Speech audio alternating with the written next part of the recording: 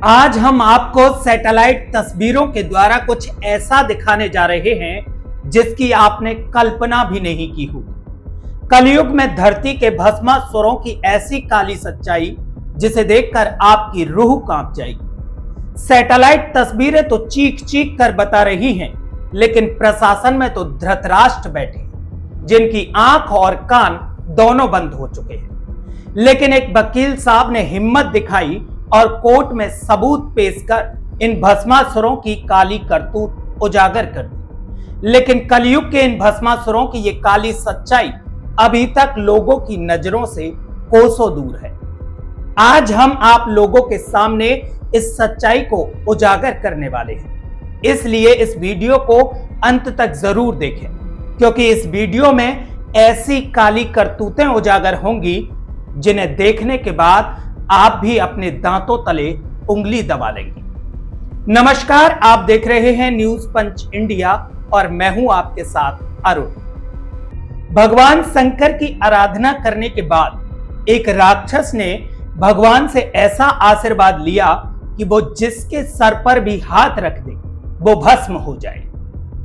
भगवान शंकर भी इतने भोले थे कि उन्होंने उस राक्षस को तथास्तु बोल वरदान दे दिया। आशीर्वाद लेने के बाद वो राक्षस देवताओं को ही भस्म करने के लिए उनके पीछे भागने लगा। भगवान शंकर से मिले इस वरदान के बाद उस राक्षस का नाम पड़ा भस्मासुर। ये भस्मासुर देवी देवताओं को उनके ऊपर हाथ रखकर भस्म कर देता। ऐसे ही कुछ भस्मासुर अब इस कलयुग में भी धरती पर जन्म ले रहे हैं और भस्मासुर की भूमिका निभा रहे हैं आज के बिल्डर। ये बिल्डर भस्मासुर बनकर पहले तो जमीन खरीदते हैं और फिर जमीन के ऊपर खड़े हरे भरे वृक्षों को रातों रात भस्म कर देते हैं और किसी को पता भी नहीं लगता कि ये भस्मासुर उन पेड़ों को कहां भस्म कर देते हैं। भस्मासुर नाम का ये राक्षस इतना विशाल है कि इसके कई साथी भी इसके साथ मिलकर हरे भरे वृक्षों को भस्म करने में जुड़े हुए हैं।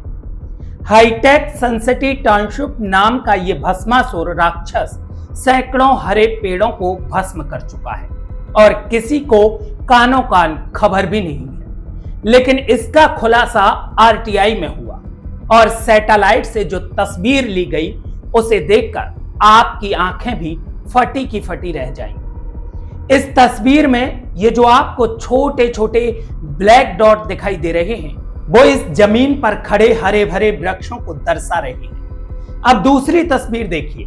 इस तस्वीर में आपको ब्लैक डॉट गायब दिखाई दे रहे हैं। इसका मतलब है कि हरे भरे वृक्षों को गायब कर दिया गया। मथुरा जिले के इस प्रोजेक्ट में जो भूमि अधिग्रहण की गई वो हाईटेक सनसिटी टाउनशिप के मालिकों ने की और इसके बाद हरे भरे पेड़ों की धुआंधार कटाई करना शुरू कर दी।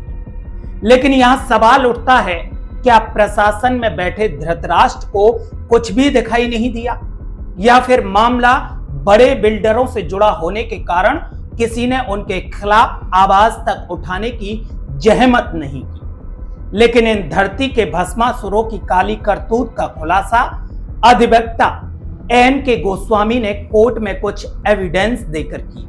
जहां एक ओर पर्यावरणीय नियामक संस्थाएं इन अवैधताओं का दस्तावेजीकरण कर रही थी, तो दूसरी तरफ मथुरा वृंदावन विकास प्राधिकरण यानी कि एमबीडीए अधिवक्ता के अनुसार इन्हीं अवैधताओं को सुविधाजनक बना रहा था। दस्तावेजों का हवाला देते हुए अधिवक्ता गोस्वामी ने बताया कि जून 2025 में एमबीडीए द्वारा परियोजना को लाइसेंस प्रदान किया गया था और निजी प्रतिनिधियों को लाभ पहुंचाने के लिए भूमि अधिग्रहण की प्रक्रिया आरंभ की गई। भूमि अधिग्रहण अधिकारी के उत्तर से यह स्पष्ट होता है कि अधिग्रहण की प्रक्रिया वर्तमान में भी जारी है।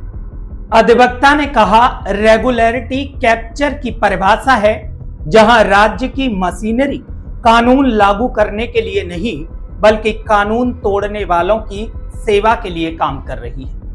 याचिकाकर्ता ने यह भी आरोप लगाया कि अधिकारियों और बिल्डर के बीच गहरी सांठगांठ है। पर्यावरणीय उल्लंघनों के दस्तावेजी प्रमाण होने के बावजूद विकास प्राधिकरण द्वारा परियोजना को संरक्षण दिया जा रहा है। आप भी सुनिए अधिवक्ता की जुबानी। देखिए, ये 2018 से अब तक लगभग 8 साल से इस पॉल्यूशन फैला रहे हैं मथुरा वृंदावन में। इनके पास ना तो कोई CTE है, that is called consent to operate establish, ना CTO है, कंसेंट टू ऑपरेट, जो कि एसेंशियल कंडीशंस होती हैं किसी भी प्रोजेक्ट को चलाने के लिए। इसके अलावा जब इंस्पेक्शन किया है यूपी PCB वालों ने, तो उन्होंने पाया है कि ये STP जो है उस पर विद्युत कलेक्शन स्थापित नहीं है, और जो सीवरेज है उसको ये ट्रैक्टरों के माध्यम से काटे डबे कर रहे हैं। ये ट्रैक्टरों में भर के उसको बाहर फेंकवा रहे हैं। जो मेडिवल इरा में जो प्रैक्टिस थी उसको मॉडर्न इरा में ये कर रहे हैं, और इसको पब्लिक इंटरेस्ट का नाम लिया जा रहा है गवर्नमेंट के द्वारा। और इसके अलावा अगर आप सैटेलाइट इमेज को देखेंगे, जब ये प्रोजेक्ट स्टार्ट हुआ और अब तक की, तो 400 तो एटलीस्ट है ही, नॉट लेस देन 400। ये 4000 से ऊपर इसमें पेड़ काटे गए हैं। आपको मैंने सैटेलाइट इमेजेस दे दी हैं, आप अपने दर्शकों को दिखा सकते हैं। ऑन रिकॉर्ड जो एविडेंसेस हैं वो भी मैंने आपको प्रोवाइड करा है, जो कि RTIs हैं, कुछ और डॉक्यूमेंट्स हैं, और जिनसे स्पष्ट होता है कि ये वायलेटर है। इसीलिए NGT ने इनको नोटिस इशू किए हैं। जबकि आप देख रहे हैं कि ये यूपी PCB, मैं नहीं कह रहा कि ये गलत है, ये खुद जो वॉच डॉग्स हैं, जो अथॉरिटीज हैं, वो कह रहे हैं कि they are wrong, right. Still जब यूपी PCB के द्वारा NOC को रिजेक्ट करने की संस्तुति की जाती है, उसके बावजूद MVDA के अधिकारियों का देखिए कितना बड़ा इसमें कॉल्यूजन है कि वो इसके लिए जमीन एक्वायर कर रहे हैं, वो भी पब्लिक इंटरेस्ट में। एक्विजिशन की प्रोसेस है, किसानों की सस्ती जमीन इस वायलेटर को दी जाएगी। तो मेरे हिसाब से ये बहुत गलत है, और बड़ी दुर्भाग्यपूर्ण बात है कि अथॉरिटीज ने इसका संज्ञान अब तक नहीं लिया और प्रकृति का हार्म होता रहा। ये जो क्षेत्र है वो TT चरण में आता है, इकोलॉजिकल ज्यूरिस्प्रूडेंस में, एनवायरमेंटल लॉ के ज्यूरिस्प्रूडेंस में। ये बहुत ही सेंसिटिव क्षेत्र है, तो इसमें इस तरह का पेड़ काटना और अवैध तरीके से प्रोजेक्ट को चलाना, ये बहुत ही गलत कृत्य है। अभी इसकी 13 मार्च को डेट पड़ी है, देखते हैं अथॉरिटीज का क्या जवाब आता है और कैसे ये प्रोजेक्ट प्रोपोनेंट आगे कंटिन्यू करता है। ये खुलासा कैसे हुआ कि 400 से अधिक पेड़ काटे गए? देखिए, आपको दोनों सैटेलाइट इमेजेस हैं। इन्होंने 2018 में अप्लाई किया था, और करीब 500, मैं समझता हूँ कि ये जो मेरे पास जवाब आया 574.9 574.9 एकर्स के लिए किया था 2018 में। उसके बाद इन्होंने रिड्यूस कर दिया एरिया को, अमेंडमेंट एप्लीकेशन लगाया 2023 में, वो रिड्यूस होकर 368 एकर्स रह गया। अब चूंकि ये ले नहीं पाए पूरी जमीन, तो अब इनको गवर्नमेंट एक्वायर करके देगी वो जमीन। और ये वायलेटर्स हैं, जब आपको पता है कितने सारे इन्होंने वायलेशंस किए, इनके खिलाफ स्ट्रिक्ट स्टेप लेने के बजाय, इस प्रोजेक्ट को तत्काल रोकने के बजाय, आप इनको फैसिलिटेट कर रहे हैं वायलेटर को, जिसमें कि इतना बड़ा ये पेड़ों का कटान और ये सब चीजें वायलेशंस किए हैं एनवायरमेंटल, आप उसको फैसिलिटेट कर रहे हैं। और 70-80 एकड़ जमीन देके, वो भी किसानों की सस्ती जमीन देके, और उसको ये 1 लाख रुपए वर्ग गज बेच रहा है। अभी आपके एक न्यूज चैनल के माध्यम से मुझे पता चला कि 6-6 करोड़ के वो फ्लैट बेच के जा रहे हैं 200 गज के। आप मुझे बताइए कौन सा पब्लिक इंटरेस्ट है? जैसे पेड़ को कटान है, ऐसे कितने विभाग हैं जो कोर्ट द्वारा उनको नोटिस दिया गया है? ऐसे 9 विभाग हैं जिनको की नोटिस दिया गया है। मैं आपको सबके नाम बता दूंगा, और मैं ऑर्डर की भी एक प्रति दे दूंगा, जिससे कि चीजें आपको थोड़ी सी स्पष्ट हो जाए। एक तो चीफ सेक्रेटरी हैं, उत्तर प्रदेश सरकार को थ्रू चीफ सेक्रेटरी के गया है, और यूपी PCB को गया है, यूपी PCB के अलावा DM को गया है, MVD को गया है, फॉरेस्ट डिपार्टमेंट को गया है। तो ऐसे कुल मिला के 9 डिपार्टमेंट हैं जिनको की नोटिस जारी हुआ है। एक प्रोजेक्ट प्रोपोनेंट हैं, आशुतोष जी हैं शायद, उनको भी नोटिस इशू हुआ है इसमें। तो ये नोटिस इसमें इशू हुआ है इन लोगों को।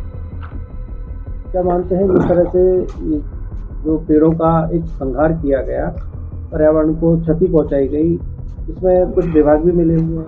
बिल्कुल, पॉल्यूशन से ये चीजें पॉसिबल है। जबकि जब संस्तुति की जाती है, दूसरा ऐसा नहीं है, एयर वाटर के बहुत सारे एक्ट हैं जिनका वायलेशन हुआ है।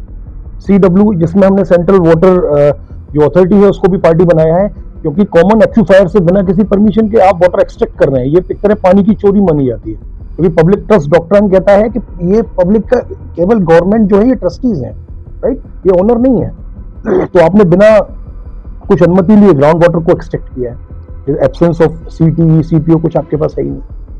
तो ये बहुत सारे वायलेशंस हैं जो हुए हैं, और मैंने विस्तृत रूप से इन वायलेशंस के बारे में बताया। हमारे साथ जुड़े रहने के लिए हमारे YouTube चैनल को सब्सक्राइब कर बेल आइकॉन दबाएं, और अगर ये खबर हमारे Facebook पेज पर देख रहे हैं तो पेज को फॉलो जरूर करें।